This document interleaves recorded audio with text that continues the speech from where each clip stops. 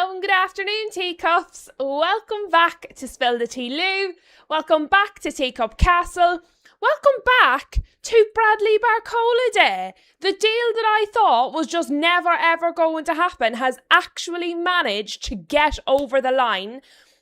Deal agreed. Deal agreed. Here we go. The whole lot. We're going to discuss Bradley Barcola to Liverpool. The deal that just really felt like the never-ending story. We are also going to get stuck into Aston Villa. They're selling more and more players from their already depleted squad. They're obviously bringing in a player as well in Nicholas Jackson, which we will discuss. And obviously I see everybody in the chat talking about the Champions League draw. So, first of all, let me put my phone on silent so it doesn't ding ding the whole way through the show, because who wants that? Then we are going to do some housekeeping, guys. There's one or two things I need to let you know, and then we will get stuck in to the show itself. I see everybody sneaking their way in. Please, guys, remember to hit the like button on your way into the show. It helps me out. It helps the channel out.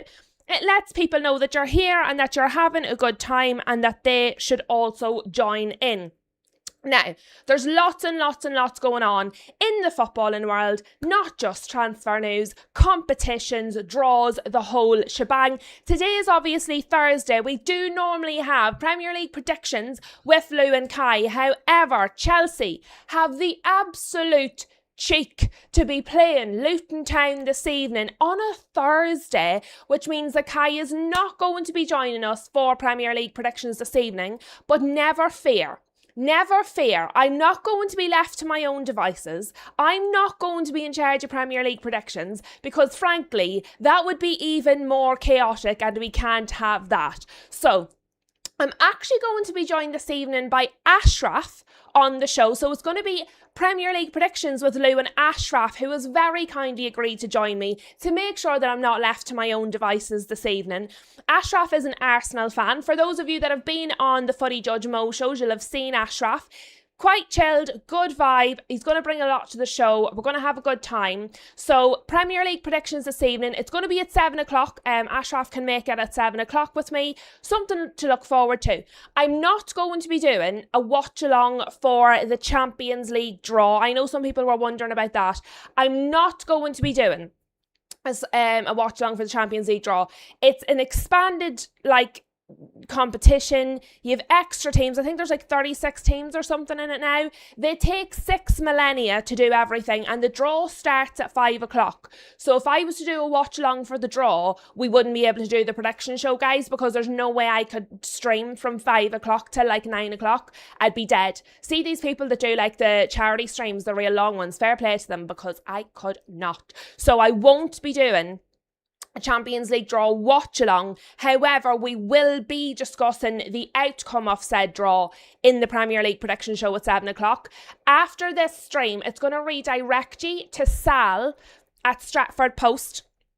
He's doing a watch along for the Champions League draw. So for anybody who is looking to have a watch along for the draw, Sal will be doing one. Sal's lovely. Really, really, really nice. You'd see Stratford Post in the chat here sometimes. Lovely guy. So if you're looking for a watch along for the draw, I'm not doing one, but this is going to bring you across to Sal, who will be doing one. Just pop in, give him a like, let him know that I've sent you across, because he's a really, really nice guy.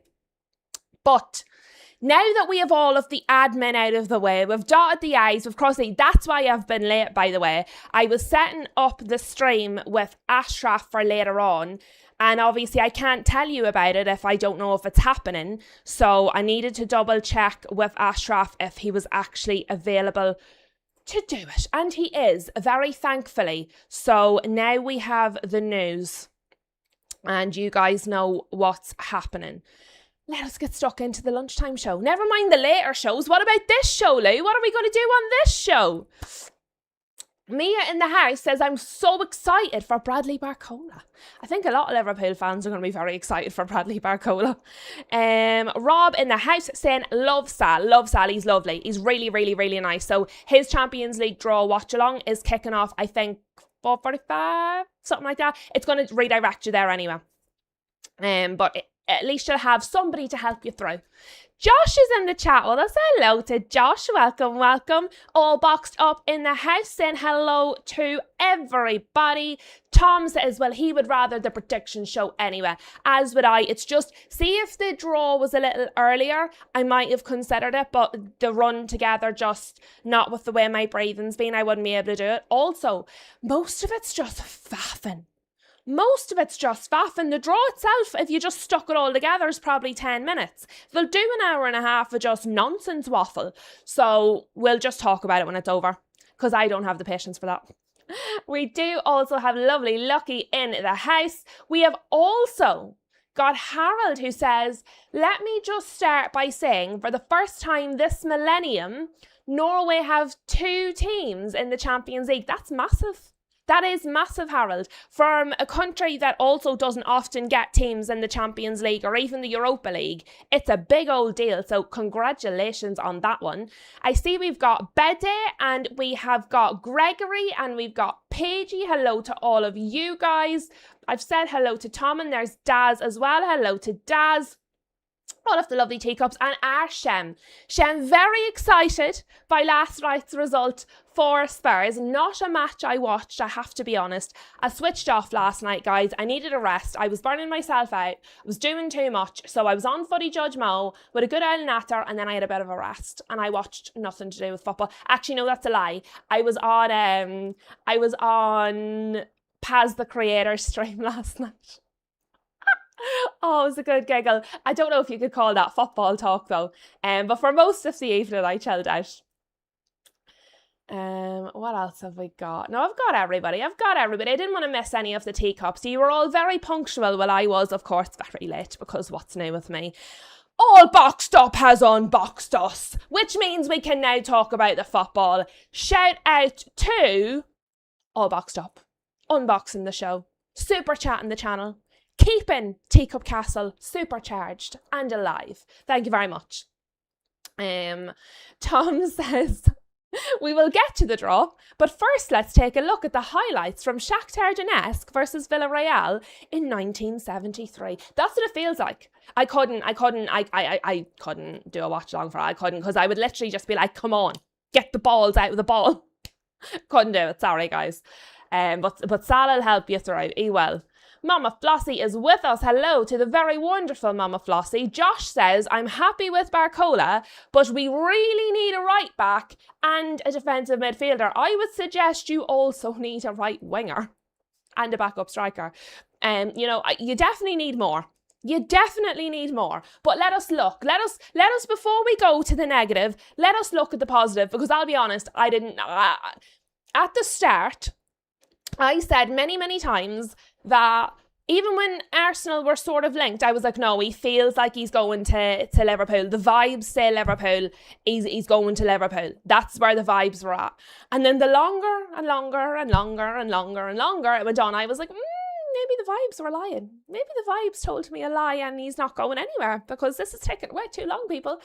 And I did get to the point where I just thought, I don't believe Liverpool want to pay this money. I think they've backed themselves into a corner where they've no other choice now. That it's impossible to walk away because they've spent so long on it after walking away from Diamante. But I'm not really sure. While I think they want the player, I don't know if they really wanted to pay this kind of money. So not that I'm surprised it's over the line, but I'm surprised it's over the line. Because as I said, it just felt like the never-ending story. So I'm actually quite glad, even though my club was not involved in it, I'm glad we're at the end of this. The same with Buadi. Another one that just took like 6 million years. I understand negotiation, lots of money, blah, blah, blah, blah, blah. But it's too long. I understand a few weeks because sometimes you just have to do the things. But oh my God, these took the whole summer between the two of them. So I am glad to get to the end of the Bradley Barcola and the Buadi sagas, if I'm honest with you lads. Because now we might talk about some other deals except for Buadi and Barcola. Because I feel like, see when it was a slow news day, nobody really had anything to talk about, they would fall back on the Barcola and the Buadi deals. You can't do that now because they're done. So I'm quite relieved. I'm not happy that Liverpool have gotten what, by all accounts, seems to be a very good player. He will most certainly improve you because he's going to be playing somewhere that you need a player. But I'm also just very happy it's over. I'm very happy to get to the end of this deal. So, Fabrizio Romano came out and said, Liverpool reach a verbal agreement to sign Bradley Barcola. Here we go. Initial fee worth £100 million plus add-ons up to €140 million. I'm not sure why he's changed currency halfway through the post, but he has. Total package for PSG. Okay, so that's why. I didn't read the end of the sentence. So he's given €140 million for the PSG fans. Fine. Okay, I'll let him away with that one. Documents to be exchanged within 24 hours. Liverpool get their top target. Never in doubt. Well, I don't know about that, Fabrizio. I don't know about that. I think it was starting to become in doubt. Sorry. But it's now done. David Ornstein also has come out and he's stuck with the same currency. He has said Liverpool reach agreement in principle on terms of a deal to sign Bradley Barcola from Paris Saint-Germain.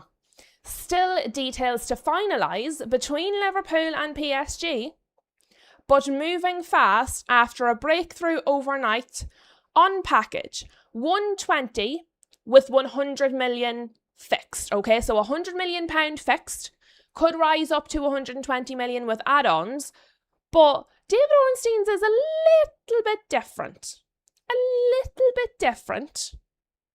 He said, still details to finalise. So they've had a breakthrough, but there are still details to finalise.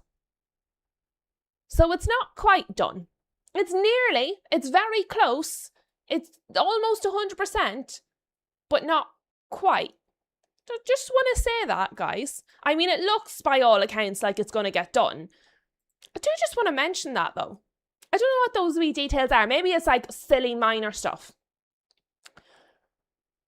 It's unusual that, though. When you've had, here we go, when you've had like deal agreement reached, it's unusual to have that proviso of still details to finalise. Now, as I said, I think, look, they've got it this far, it's going to get over the line. I just find that an interesting addition from David, because he doesn't always write that. Let me see what you guys are saying.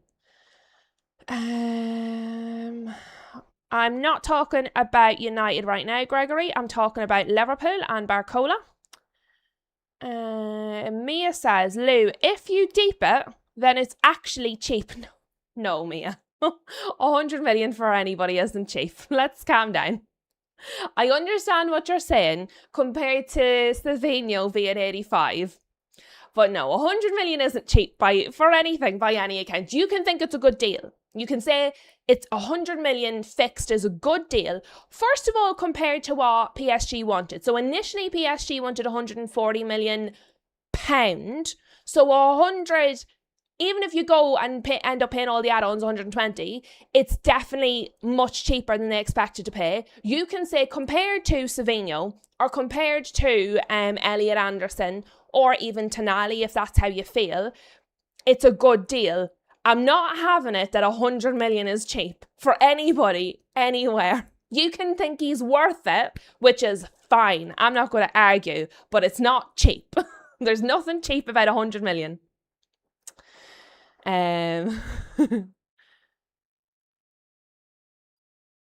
Let me see. What else are we saying? Lucky's in there chattering away. Luke in the house. Hello to Luke. Mia, I don't know how to tell you this. Man United have a manager. Maybe you've switched off for the summer. Man United have a manager. Permanently appointed manager. Don't know how to break it to you. Also, you've not seen your manager in action yet, so I would be careful there.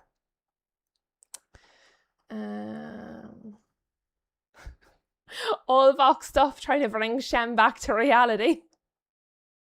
Shem's been in reality all summer. Let him be deluded for today, all Vox stuff. Josh says, we definitely need more, but we won't do it this window. I don't think you'll do... Well, you don't have time to do much more this window.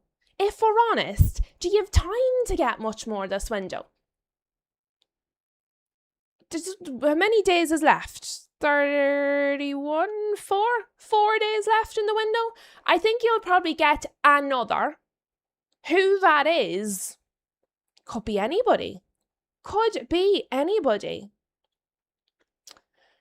What is this weird thing with people? What is this weird thing with people? Josh, Lou versus Mia. No, not Lou versus Mia. Lou and Mia having a conversation, the same as everybody else that comments on the channel. I saw this yesterday when I was on Footy Judge Mo. Myself and Kel disagreed on something, and it was, oh, Lou versus Kelk. And I'm like, no, it's okay. Women can disagree without it being like a mud match. Like, it's this weird thing, really weird, on the internet, where if you disagree with someone, it's like hyper, like, oh my God. Like, no, it's conversation, Josh. Calm down. Lou versus Mia. It's just a really weird, strange thing that online people do. I don't understand it. You can disagree with someone. It's not like... Do people not have conversations in real life? Like, if you disagree with someone in real life, does, like, somebody come over and be like, oh, this person versus this person? It's not like, what do you call that? The WWE? It's a conversation. People disagree in conversation. It's a really weird thing that people do online. I don't understand it at all. Anyway, Godfrey in the house. Hello to Godfrey. Yeah, sorry guys. I saw it in the comments yesterday on Footy Judge Mo's channel. Like, sorry, but leave that somewhere else. It's really odd. Really, really odd. Like, it's not how conversations work.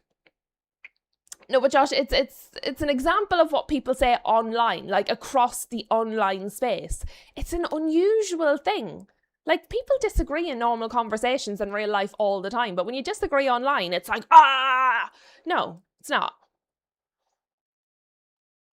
Hello, Jordan, who has just newly subscribed. Welcome. Mia says... Mia's had enough. She's coming to see me. She's gonna take me out, guys.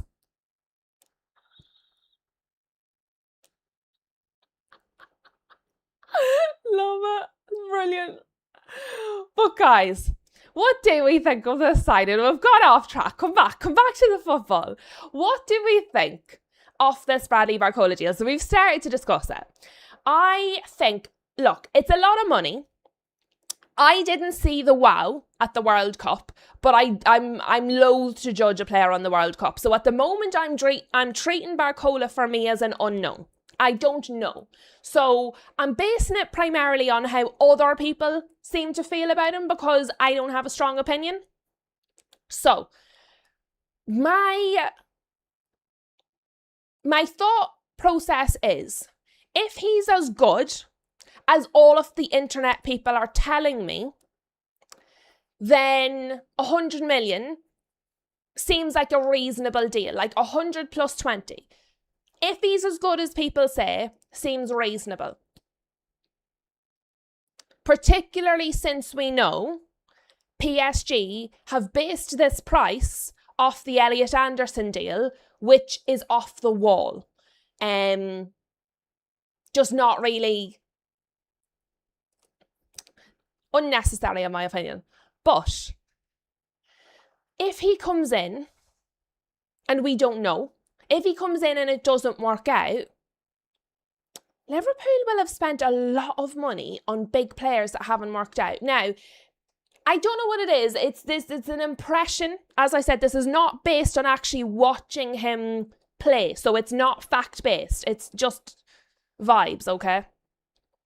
I get the impression he is going to come in and do well. Do you know sometimes with a player, you're a bit like, I don't know. I get the impression, and maybe I'm being influenced by what the people of the online world are saying. I get the impression he's highly likely to hit the ground running. Like with Isak, we knew Isak was injury prone and then he got injured. It wasn't exactly a shock. Do you know what I mean? So even though Liverpool spent big money on him, I do think it was probably foreseeable that he was going to get injured because of how often he gets injured. So I do think it's a risk. I think when you spend 100 million on anybody, it's a risk and it draws attention. I think when you've spent 100 million on multiple players across 2 windows, I think it draws even more of a spotlight. So I think there will be a pressure on the player. I also think there'll be a pressure on Liverpool. I do feel, though, based purely on vibes, he's probably going to be maybe more successful than Isak, because at the very least it looks like he's not going to get injured immediately. For me, it's a wait and see. It's a wait and see. But based on the internet's opinion, the majority of people think he's an absolute baller. I don't think it's a mad money signing in the window that we're in, given what some other players have cost. I do think it's a risk. I think it's probably a calculated risk. And I think it's probably going to be one that's more likely to work out than not, compared to some of the other risks that have been taken in this window. 116 million for Elliot Anderson. That is a risk, because if he doesn't work out, City are in trouble. Like, there's a lot of risks going on. Spurs, we've spoken about the amount of money Spurs have spent, and I think the way they've spread their money has actually been highly intelligent. However, if Tonali as a singular signing does not work out at 92.5 million, that's a risk. Do you know what I mean? United, going cheap and cheerful. That is a different kind of a risk. It comes with different kinds of criticisms. So for me, it's a watch and brief. I think it was important more so than anything else for Liverpool to get the deal over the line. I think given the time that's been invested in negotiating this, given the fact that they already walked away from Diamande, given how underwhelmed a lot of people were by Liverpool's season last season, I think it was really, really important that they got this deal over the line, because I think the reputational damage that they would have taken if they had not got this player over the line would have been enormous. I think the fact that they've got it lower than what PSG initially wanted by a minimum of 20 million, because PSG wanted 140 million pound, and it's 100 million pound, 20 in add-ons. If you achieve the add-ons, you don't even care, because it means he's balling. So I think they've got it at a better price than was first expected. I think it's a player they needed to get over the line. I think he has high potential based on what most people are saying about him. It is a risk, but I think they needed to get the deal over the line. So we will see. We will see how it goes. Sometimes you just don't know until it happens. Paige says, don't watch PSG, so I've no clue what Barcola is about. I'm the same. I'm going off internet and impressions, basically. Josh says, I agree. It definitely is a gamble. Very good player, but there are question marks. And that's the way it is. Mia said, it's like Wirtz. I said he's not good enough for this league, and my own fans are coming for me. How much samples do we need? Mia, don't even talk to me about, like, I've had more criticism. See, from doing YouTube, I've had more criticism from United fans than any other fan base. The amount of times I've been told I'm not a real fan. I'm not a real fan because I don't lick Bruno Fernandes's bumhole. Like, I'm not a real fan because I wasn't born in Manchester. I've had more criticism from actual United fans than any other fan base. Go figure. You're not allowed to have a different opinion these days. I wouldn't worry about it. Flossie says man's legs are made of breadsticks. She's very clearly referring to Isak. Let me see, what else are you guys saying? So Mia reckons he's not going to be the one doing loads of scoring, but he is going to be the one who puts it on a plate for Isak. He's not necessarily going to get the glory himself, but he's going to unlock some of the others that were purchased previously, which, if he does, would be fantastic.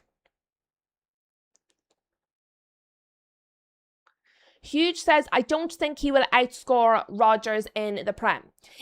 To be fair, though, I think Mia's right. That's not what he's being brought in to do. Like, when United are looking at a winger, I don't look at a winger and go, how good is he at goal scoring? Obviously, GNA is an excellent addition. But when I look at a winger, I look at How many assists do they have? How involved are they in build-up? Can they, like, do you know what I mean? I don't look, G&A for me is a bonus with a winger. It's not their primary job. If they are getting it to the striker whose primary job it is to score and helping them get the ball in the back of the net regularly, I would care more about that. If they're doing neither, you've got a problem.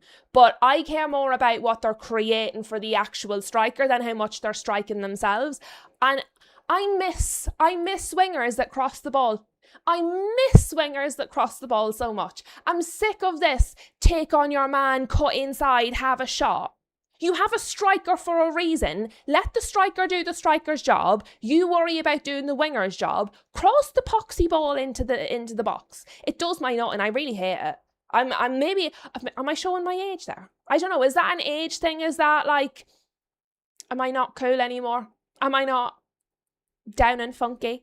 Like, I want a winger to cross into the box, really and truly.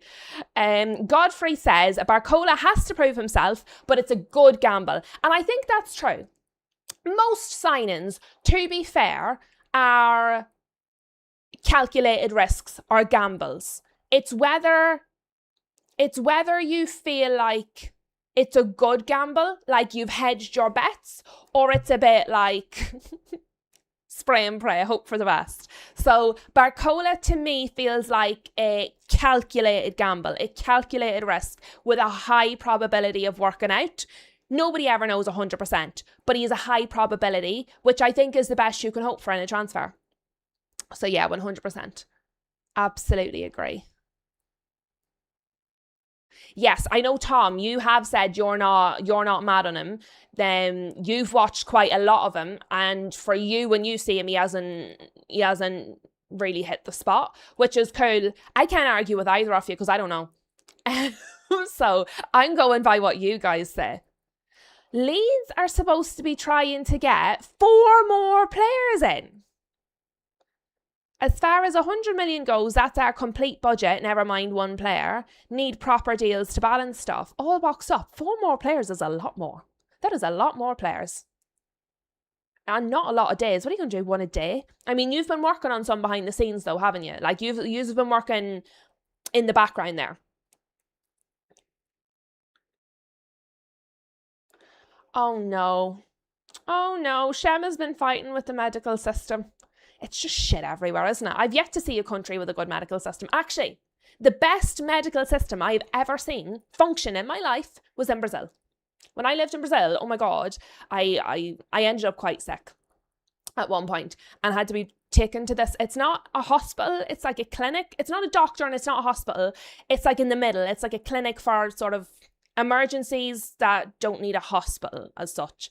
I was seen, treated within like 15 minutes. I was on a drip. Within 15 minutes, I had a drip on me, and magical. They just fixed me. Best healthcare I've ever seen was in Brazil. Mental. Huge says, I believe your front 3 should be scoring about half of your goals. I don't see Isak scoring much because of injuries, so someone else has to carry the load. Yeah, but that should be on another striker. That should be on Liverpool to recognise the fact that Ekitike is out, Isak's injury prone, bring in another backup striker, or is Munoz, because Munoz had played as striker 22 times in his career out of like 100 and odd games. So are they thinking Munoz is going to be the other backup? I don't know. But to me, that shouldn't be put on Barcola. Liverpool's, if they're badly organised, Isak gets injured and they've nobody else to play there, that's not Barcola's fault. So if the way you see it is you think the front 3 between them should be scoring, cool, like that's an opinion, you know. For me though, the striker is supposed to strike. Let the striker strike. As I said, if the wingers can add to that, fantastic, well done. But it's not their primary job. Their primary job is to create for the striker. The striker needs to do the striking. If they can help him out, it's a bonus rather than what I would expect. And if Isak gets injured and they don't have a plan, I'm not going to put that on Barcola. I'm going to put that on the board for being badly organised. Because if I can tell you now, Isak is likely to get injured before Ekitike is back, they should know that too. You know? All Boxed Up says, I remember back to the days of Man United having Steve Coppell and Gordon Hill on the opposite wings, crossing with their relative correct feet, right and left respectively, flying proper wingers. It's before my time, All Boxed Up.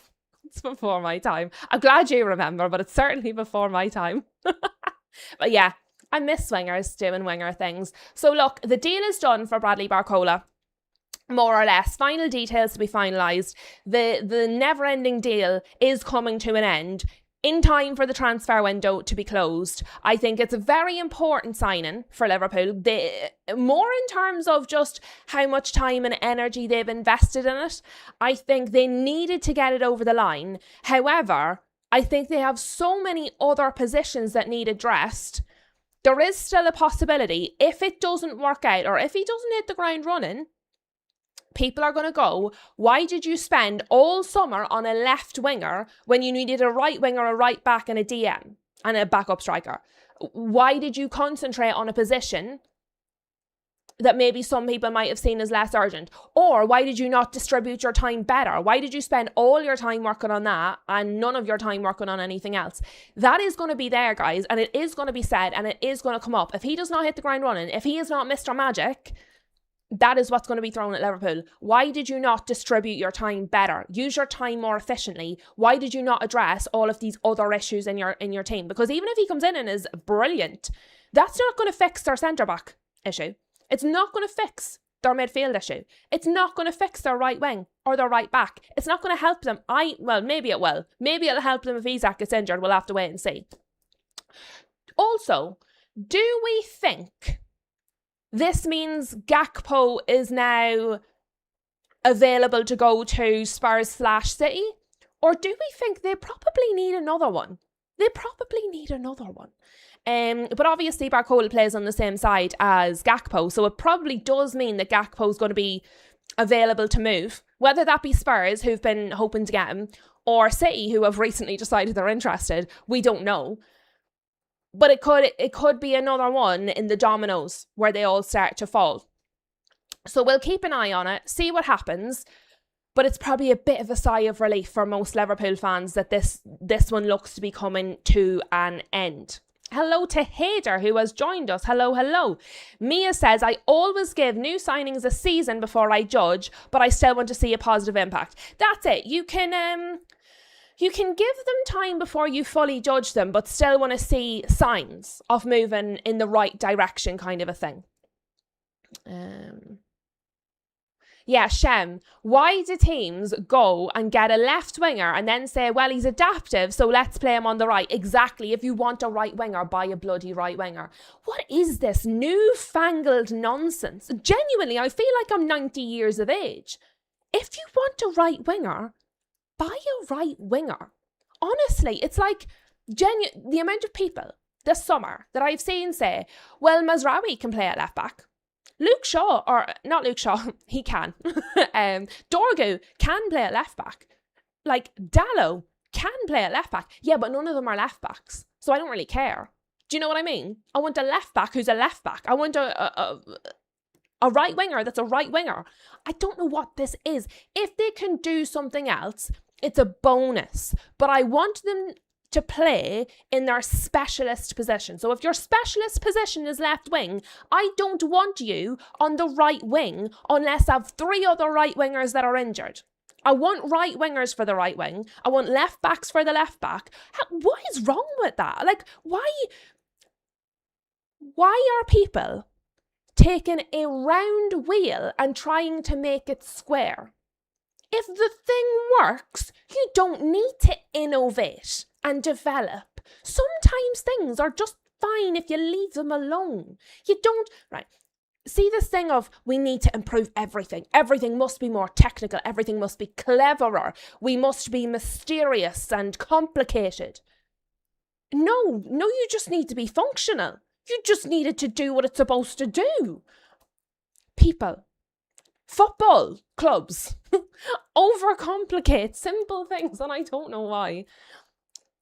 It feels like they feel the need to be innovative and have something new every year. No, see if you just find the thing that works and then you're the best at it. You don't need anything else. You literally don't need anything else. It's really simple.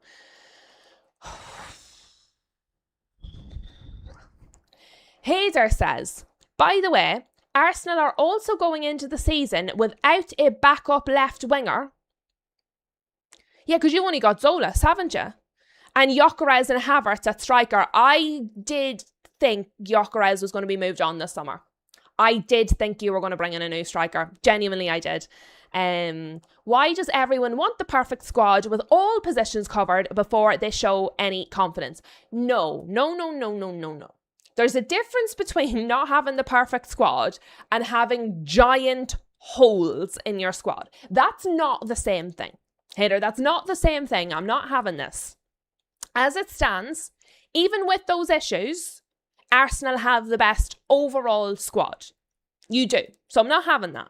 If I thought Man United had a genuinely good squad, not everything perfect, not all the positions filled, but a genuinely good squad, I would be really irritating, honestly, because I would be so confident. But if Luke Shaw gets injured, I don't have a left back. My striker missed the whole of pre-season because he was injured and I've nobody to replace him. Like, what do you mean, why am I not confident? My striker has been injured the entire summer and the entirety of pre-season, and even then he's developmental. I don't have a backup for him. And if Luke Shaw gets injured, I don't have a left back. That's not the same as we don't have a backup to Zolas and we've two strikers, but I don't really rate them very highly. That's not the same. Come on now. Come on. It doesn't need to be perfect, but it does need to not be like ready to crack.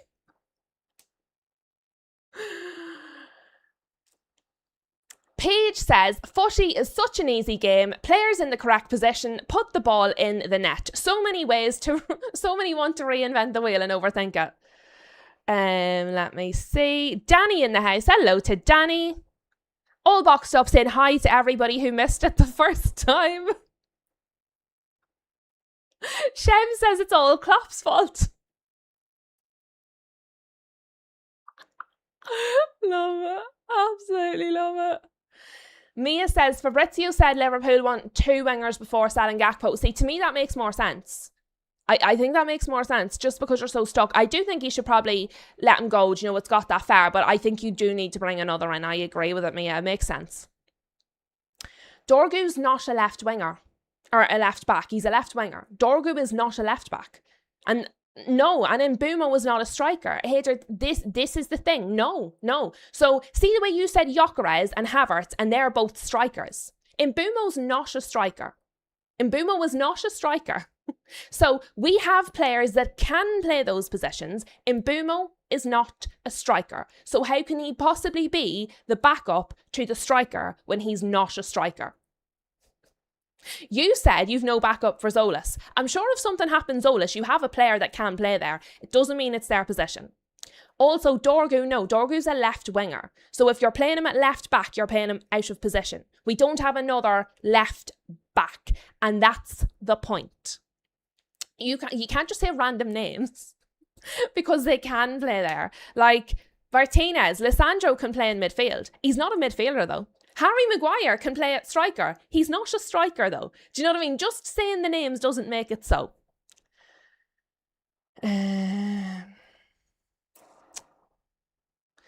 Mia says, if Shaw is injured, I'd rather have Dallo as a backup than Tsimikas. I'd rather have a left back.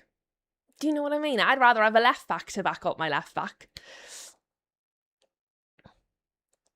No, Hader. Look at where he played for Brentford. Look at where he played before we got him and kept playing. The reason he has been playing at striker is because our striker has been injured and we don't have anybody else who can play there. The minute Cunha came back, Mbeumo was moved back out to the right and Cunha went as the false nine. Cunha, who is also not a striker. So just because they're playing there doesn't mean they're strikers. Also, I would question what United fans you've been listening to. Like, literally just look him up. Google him. Look at where he played on the pitch for Brentford. Look at all his stats. Just look up the information on Google, on Transfer Market, on FotMob, on any of the sites that give you the information about footballers. Every single one of them will tell you he's not a striker. He's not a striker. I don't know why that's confusing. And I personally have never seen a United fan say he's a striker, because it's a lie. So I'm glad we can help with your confusion, because he's absolutely not a striker. I've never seen any United fan say Mbeumo is a striker, ever. At all, and not one. So I don't know where you're finding them, but it's like just not true. Just look up the information. Like, really odd. Like, what? Sorry, no, that's crazy. Akash, hello to Akash. Guys, we're going to Villa. We're going to Villa. So, there's a lot of deals. There's a lot of deals happening. Villa are very much aware that there's only 4 days left in the window. They've been pretty active. They're doing all sorts across the gaff. And first one, we're going to go through the stories and then we'll just talk about where Villa are.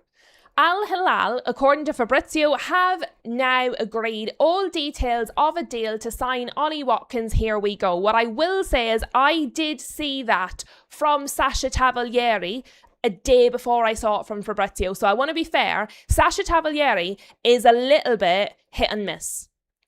Sasha Tavalieri sometimes is spot on, sometimes is like way off the mark. But he came out a day before Fabrizio and said that this had been agreed with Al Hilal. Then Fabrizio has come out with the here we go and said Al Hilal have now agreed all details of a deal to sign Ollie Watkins. Here we go.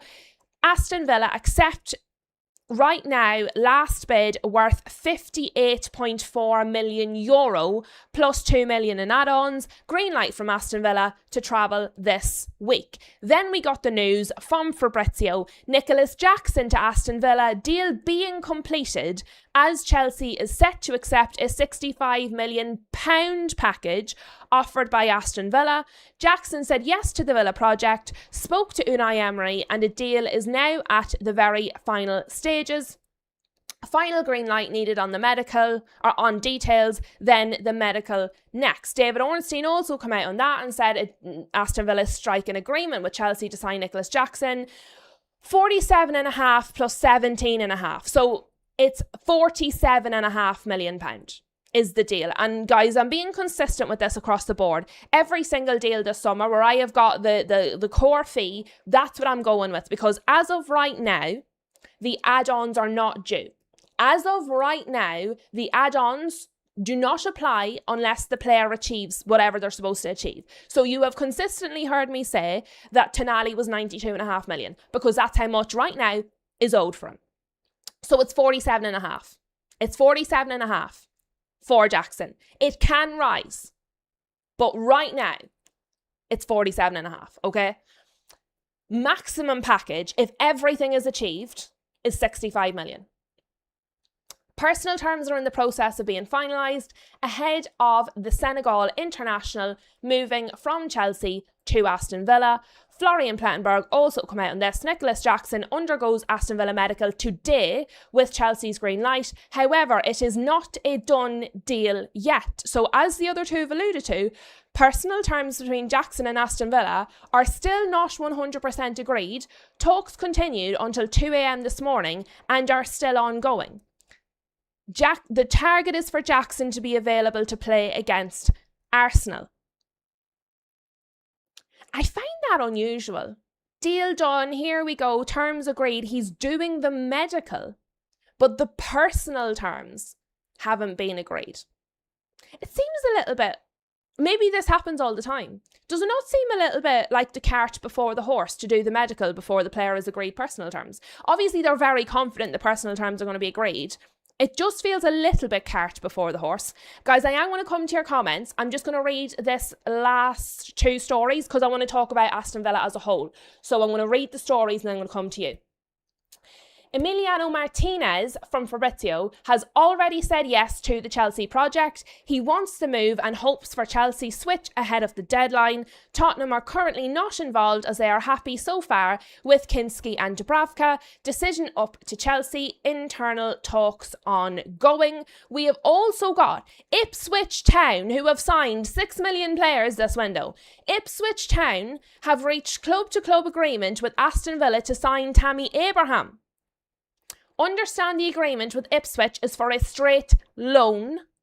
Ipswich Town wait for Tammy Abraham's decision while offering him the number 9 shirt. Aston Villa are ready to loan him out, and Fabrizio has given credit to Stuart Watson for that story, who is the chief football writer for the Ipswich Star.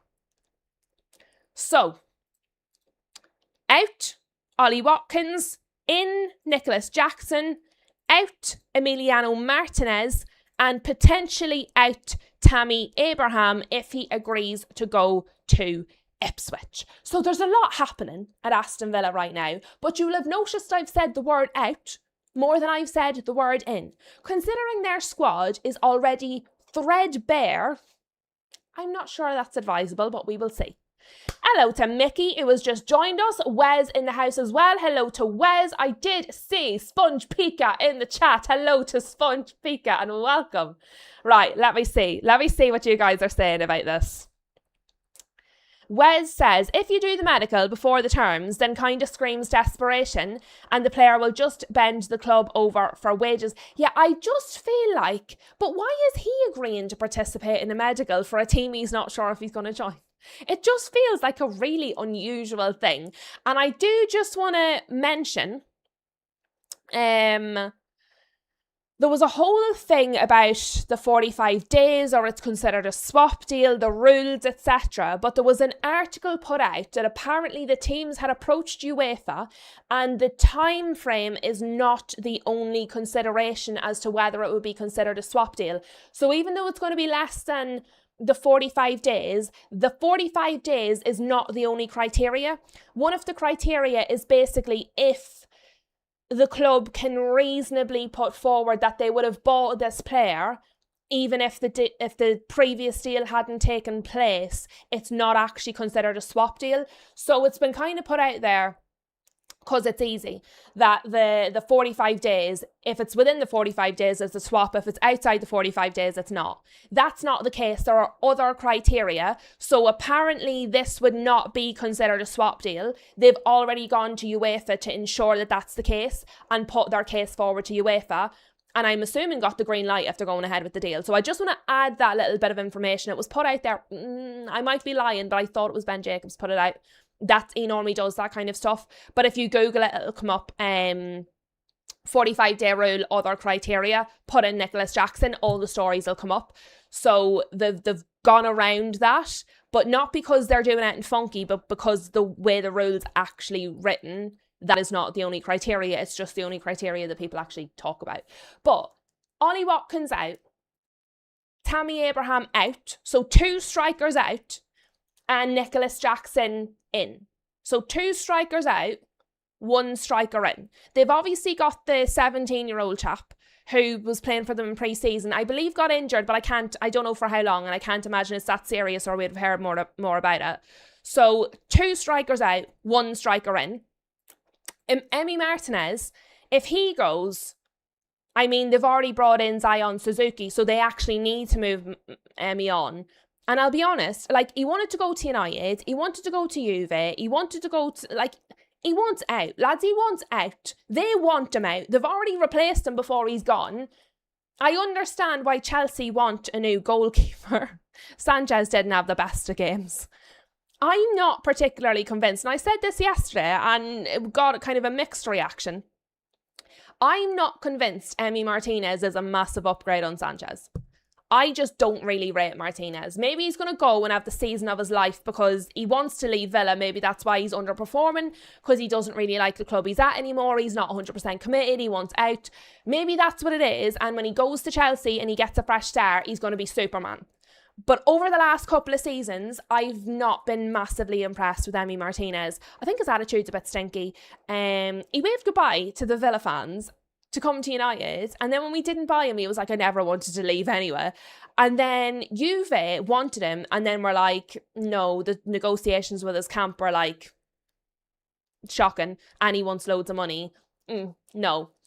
So like, I'm just not, I don't think it's the greatest move they've ever made. I know they need to change keepers, and Emi Martinez needs a new team, right? So that sort of part of it makes sense. I don't think he's a massive upgrade, though. I don't see it. Maybe I'll be wrong. What else we got? Please, as Mama Flossie says, please make sure to hit the like button, boys and girls. Much appreciated. Thank you. Mickey, at the minute, no, I'm not doing loads of collaborations at the minute. I'm just here and I'm on Footy Judge Mo once a week. And that's kind of what I'm doing at the minute, because as the channel grows, there's just so much going on. So there's potential I might do more collaborations down the line, but at the minute, I'm just not. Not right now. Awesome is in the chat. That's awesome. I love that. Can United catch up? Not this season, no. Akash, to be fair, Akash says on Sanchez he's an upgrade. And I agree with that. I believe Emi Martinez is potentially an upgrade on Sanchez. Do I feel he's a big enough upgrade? If you're going to replace your keeper, if you know you need to upgrade, would you not go and get like... So I think there's the difference, right? Would you not go and get someone where there's that much difference? Would you not go and get like a big upgrade? If they're a bit of an upgrade, but not drastically, I don't see the point. It feels like a waste. Do you know what I mean? Hader says people are living in 2022 with Emi Martinez. Maybe they are. It never goes down well when I say that. Never.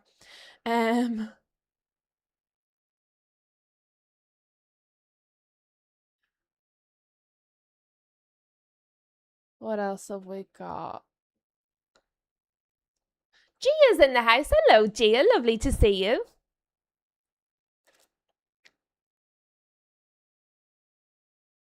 Yes, Bonkers, correct and right. Villa have got Jackson and the young striker now, the 17-year-old, as the second option. I just feel like they need to be strengthening, not weakening. Now, maybe that's not weakening. Maybe Jackson and this young chap, by all accounts, looked sensational in pre-season. I didn't see him, so I don't know. Maybe it is going to be stronger because they're both going to be committed to the team. But, like, Jackson can't even agree personal terms. I just don't know what Villa are doing. I feel like Villa's moves this window are, like, really odd. Like, what can they do? Ollie Watkins clearly wanted to go for the money. Like, what they can't kidnap him. I just feel like a lot of the moves that Villa are making in this window are odd. Bringing in Garnacho, odd. Looking at Rafa Leão, odd. Like, bringing in... To be fair, I think Suzuki was a good signing. I think he was good. Manzambi looks good as well. But, like, Jackson, unusual. Their window just seems strange. I feel like... And maybe this is very judgmental, but I feel like they're bringing in like some bad eggs. I feel like it's a home for some bad eggs. They've brought in Aaron Wan-Bissaka, who's good. So it's very mixed. Aaron Wan-Bissaka, I rate. I think he's good. Manzambi, the young chap, looks very good. I think he's going to be really, really good. And I think Suzuki is going to be good. I like him. And I think he's, like, for me, Suzuki, he's an upgrade on Martinez. That's what I mean. Suzuki's an upgrade. Like Lawmans from Onana, upgrade. Sanchez, Martinez, I'm like, upgrade. Do you know, that's the difference for me. But like Garnacho, Jackson, who's not really sure if he wants to join. Some of their moves are odd, just unusual and odd, their window. I don't know what it is. Ipswich, though, can I just have a moment for Ipswich? At our last count, Ipswich had signed like 13 players. They're now bringing in like a Chelsea striker. Ipswich are ready to do a madness. Ipswich are ready to do an absolute Madness this season. Mr. Lennox in the house. Hello to Mr. Lennox. Yes, Bonkers, to be fair, I don't mind Jean Gomez, but he's got injured straight away, bless him. I agree. I think Jean Gomez... but he's got injured straight away. I just don't understand it. I don't understand what they're doing. It's very mixed, is what I would say. Because I think Suzuki is a better keeper. I think Suzuki's a better keeper. That's an opinion. You can disagree with it. I think he's a better keeper. I think he's more reliable. I think he's more confident behind the ball. Martinez, I've not rated for a couple of years, and I feel is quite prone to mistakes. I think his ego is bigger than his talent with Emi Martinez. So I think it's a big upgrade. If you don't, that's fine. You can disagree. I guess it's okay to disagree. But I feel like he's more reliable and solid. I think he's going to be really good. And I think they're going to need it because I think their defence is terrible. So I think they need somebody who's going to be really good. Did you, Rob? Let me see. You did! Thank you, Rob. Apologies, that did not pop up on my screen. Naughty YouTube. Rob, Always United, has sent us the Sunshine Mood sticker. Thank you very much, Rob. Apologies I didn't see that. It never popped up on my screen. I had to go into my other menu to be able to see it. It's a good job you said that because I had just missed it completely. Completely. Thank you very much for sending that. Apologies I missed it.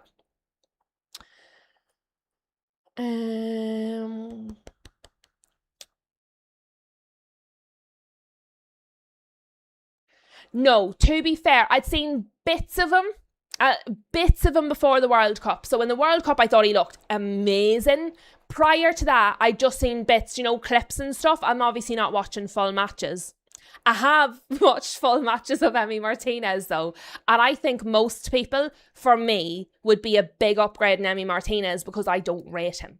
So if it was a keeper that I rated, that I thought was good, I probably wouldn't maybe say it's such a big improvement, but I don't think it's hard to be a big improvement on Emi Martinez because I don't rate him. So if somebody rates him, the gap might feel smaller, if that makes sense, Hader. He looks very good though. Maybe it's just my bad keeper radar going off after buying Duran Onana. Maybe I've just developed a radar for goalkeepers. All boxed off, who says, and Lou, who plays Ipswich next? As I said before, gotta stop in CISO. All boxed up. I'm stressed enough. Don't be making it worse, will ya? Save that for the show later on.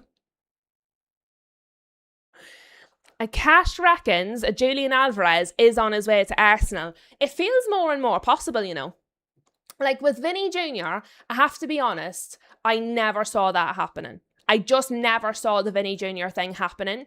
Alvarez initially, I thought, nah, because he's so very clearly wants Barcelona. However, the more it goes on, the more statements Atleti put out about never ever doing business with Barcelona, the more I think it's at the very least possible.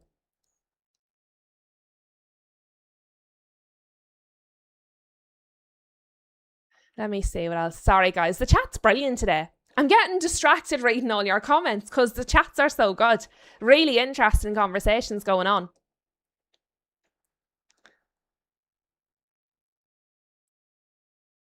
Mr. Lennox, I see we are in for it. From who? I don't know. Tell me more. Tell me more.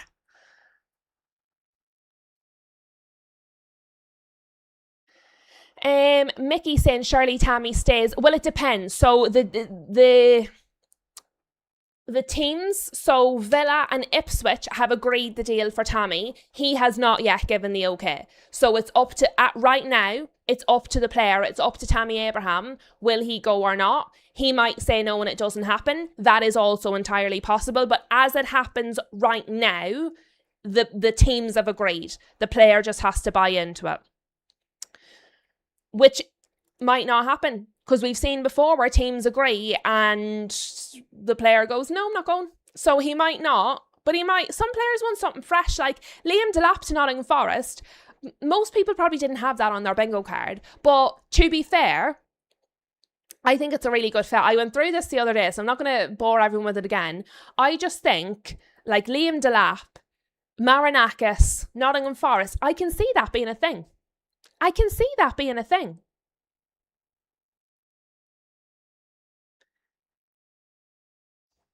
Hey there.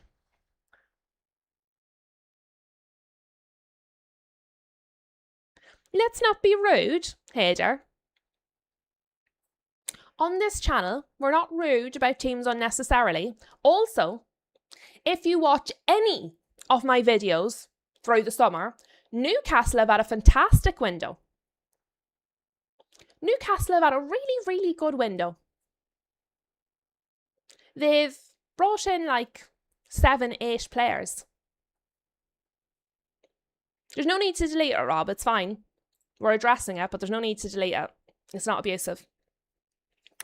But just watch, Hader, any of the videos that I've done through the summer on Newcastle, because there's this narrative been put out there this summer about Newcastle that, oh my God, they've been ravaged, they've no players, Newcastle's going to get relegated. It's a complete nonsense. Newcastle lost 3 players. They've brought in, I think it's 8 they've brought in after Dedic. They've got rid of Eddie Howe, who, according to most people, was a big part of the problem. They brought in a new manager who is very decorated in all of the leagues he's been in previously. They've completely overhauled their squad. They've reduced the average age, which was very much needed. Newcastle have had an excellent transfer window, and they've made a fortune. And they don't bend to the demands, Hader. That's the thing. They don't bend to the demands. Look at the money that Newcastle have brought in this summer. 92.5 for Tonali. They've got then, what was the final figure for Bruno G? 29 years of age, by the way. 29 years of age. And it was like, what, 70? Let me see. Let's get it. And Gordon was like 85 or something. So like, they've not bent. That's and the thing, the reason I think this is a good conversation is because I've seen this across so many different pieces of content, and it's like it's what do you call it? A misconception. I can understand what you mean about, right, they've been bullish about not wanting to sell in terms of Isak and Bruno G only to end up selling. That part I can agree with, fairs. But they've sold them for massive fees. So it's like, and I put it in perspective with Man United. And to be fair, Arsenal aren't particularly good sellers either, but United are brutal, right? So I don't believe for a single minute United could have got the fees that Newcastle got in terms of they got a record fee for Alexander Isak. So the player was on strike. Alexander Isak wanted to leave. He was pushing to leave. He was actively on strike. And they got a record fee for him. That's excellent negotiation. Excellent. Man United would have got a packet of crisps. And I don't think Arsenal would do much better. The player was actively on strike to leave the club. Bruno G hired a super agent to help him push his way out. They still got, I think, let me get the final fee. What was the fee in sterling for Bruno G?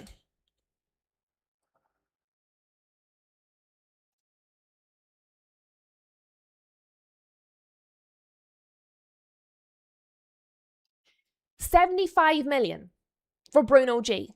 A player who actively wanted out, is 29 years of age, hired a super agent to push his way out of the club, and they got 75 million. Arsenal initially wanted to pay 50, and they got 75. 92.5 for Tonali, who wants to go to Italy. Spurs is his second choice, was also being touted by his agent all over the place. And Isak, as I said, record fee for a player that was actively on strike. I actually think that's excellent negotiating. I understand they didn't want to sell them. They said no, the players got sold. They have to take the L on that.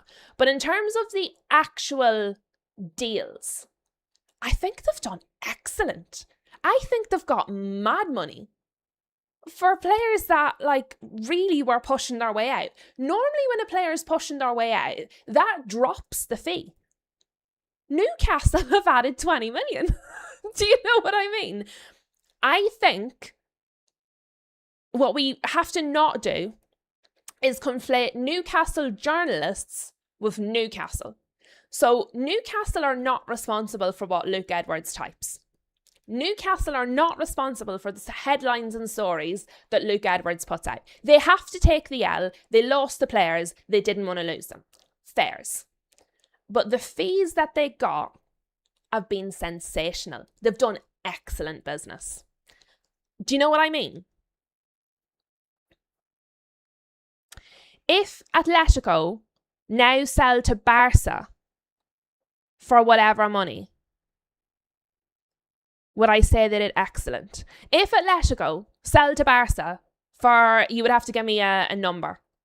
Give me a number and I'll tell you who's come out on top.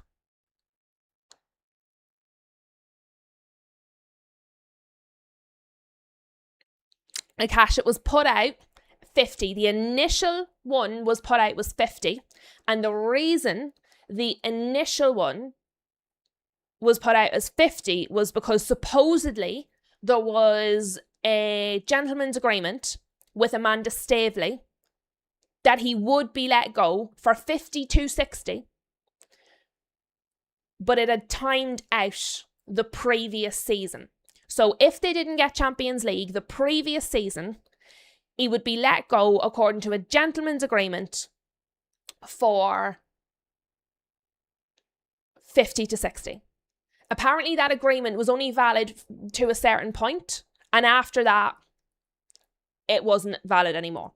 So that is why that was the first. And so then it came out that when it was understood that that agreement was no longer active, that it would be more than that, which was accepted quite quickly, to be fair. But that was the original amount that was put out by multiple journalists, not by Newcastle journalists, by multiple journalists across the board. I actually believe, what do you call the guy, the Arsenal guy that writes for The Athletic? He's like an ITK account on X as well. He put it out, but it was an Arsenal guy, not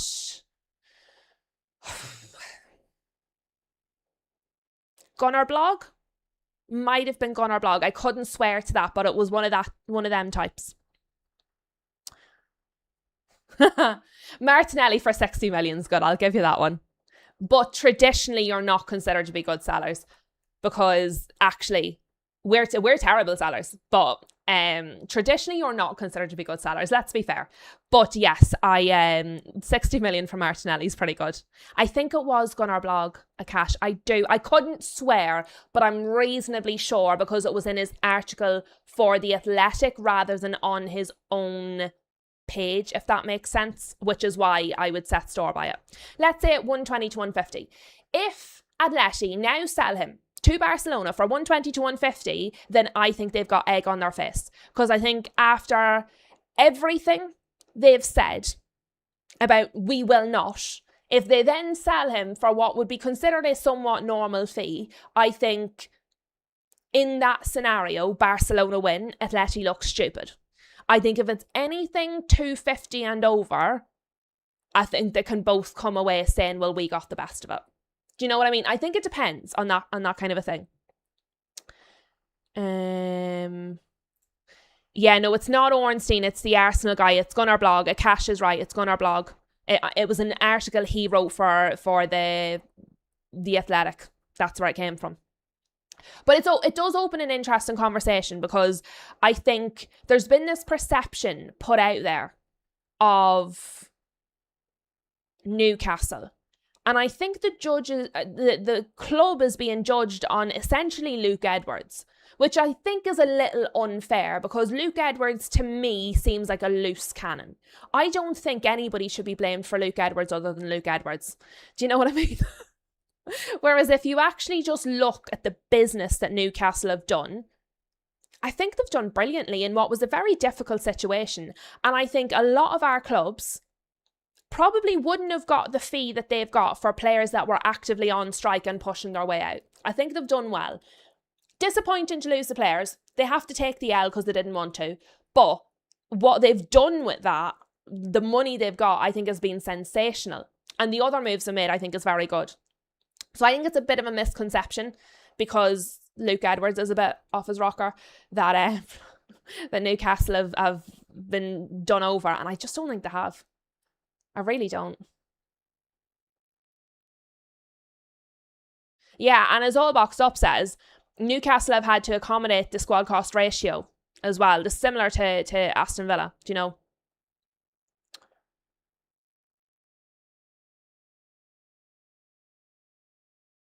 Let me see. Xerxes in talks with Fiorentina. Go on, Bonkers, giving me good news. Go on. Well done, Bonkers.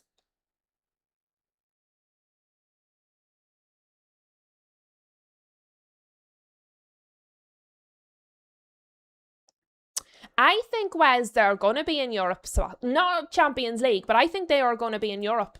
I think they're definitely going to finish in the European spots. Let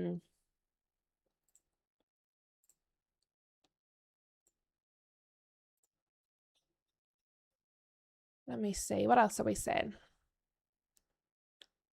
Wes, Luke is another indie scattergun. I think he's just very emotional. Very emotional. Cash, I will be doing the stream. So we're doing our Premier League prediction stream, 7 o'clock this evening. I'm actually having Ashraf. For those who joined us a little bit later, Premier League predictions tonight, 7 o'clock. Ashraf is going to be doing the predictions with me. Kai is going to be watching Chelsea Luton Town. So I'm going to be doing the prediction show with Ashraf. And during the prediction show, we're also going to react to the Champions League draw as well. I'm not excited though, Akash. I'm very nervous because I don't feel like my squad is anywhere near a Champions League level. So I'm actually a little nervous.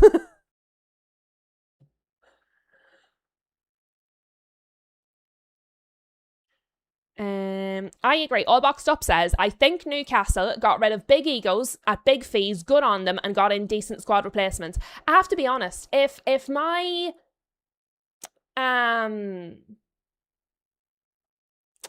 team was doing business and selling the way Newcastle sell, I'd be like over the moon. I would love if the Newcastle negotiators could sell some of United's players. I would be quite pleased. I would be quite pleased.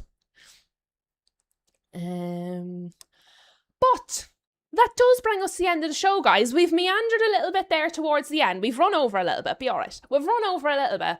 But you know what? That was a really interesting conversation. And I suppose as the channel grows, we're obviously getting more and more different perspectives, different opinions, different points of views coming into the chat.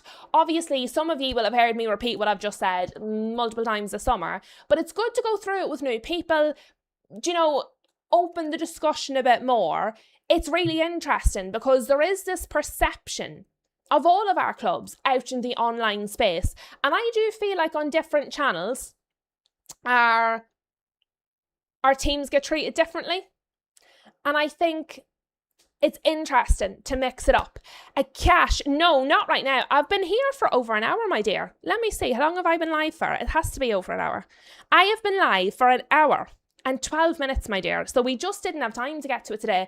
So at some point, if it happens, we'll certainly talk about it, but we're not going to have time for it on the show because I'm already way over an hour. And we just didn't get to Arsenal today. It's one of them.